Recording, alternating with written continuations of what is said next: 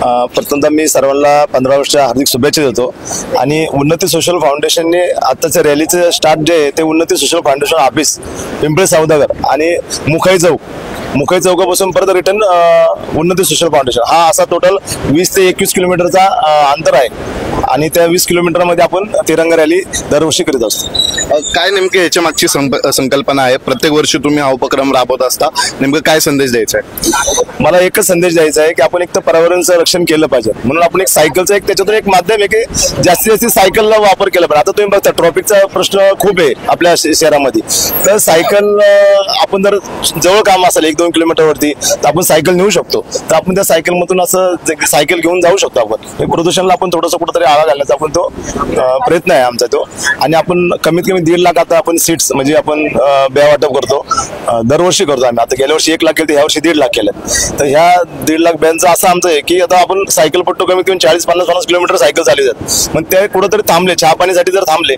तर तिथं त्याला मोकळी जागा भेटत त्यांनी तिथं झाडं त्या बिया लावावे असं आमचं आहे। कमीत कमी 1.5 लाखातून आम्हाला 10,000 जर झाडं आली तरी आमचं खूप त्याच्यामध्ये आनंद आम्हाला मिळण्यासारखं आहे। असं देखील समस्या तुम्ही 50,000हून अधिक झाडं लावलेली, त्याचं ऑडिट पण तुमच्याकडे, तुम्ही हा इनिशिएटिव्ह घेतलेला आहे, पुढच्या पिढीला तुम्ही काय आव्हान कराल यासाठी? मला तर वाटतं आपण जन्माला आल्यानंतर एक झाड लावलं पाहिजे प्रत्येकाने, तर जर प्रत्येकाने एक झाड लावलं, आपला वाढदिवस असतो तर प्रत्येकाने एक जर झाड जर लावलं ना तर आपला देश खूप प्रदूषण मुक्त होऊ शकतो, कारण आता आपल्या भारतामध्ये खूप प्रदूषण झालेलं आहे। तर आपण एकच पर्याय की आपल्याला पर्यावरणाचा शिवाय आपल्याला झाडं लावल्याशिवाय काही पर्याय नाही।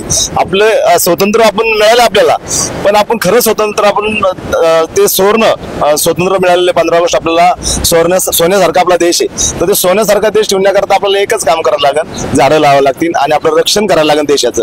कारण आता आमचे साहेब इथं आहेत, यांनी आता पाकिस्तानच्या बॉर्डरवरती चायना बॉर्डरवरती हे खूप त्यांनी खूप कष्ट केलेले असं आर्मी लोकांनी, त्यांनी काहींनी बलिदान पण दिलेले आपल्या, पण आपण आपल्या देशाचं संरक्षण करण्याकरता आपण ह्या काही गोष्टी आपण रक्षणच केलं पाहिजे। आपण म्हणजे एक झाडं लावली म्हणजे एक रक्षणच आहे आपल्या देशाचं, हे मला वाटतं।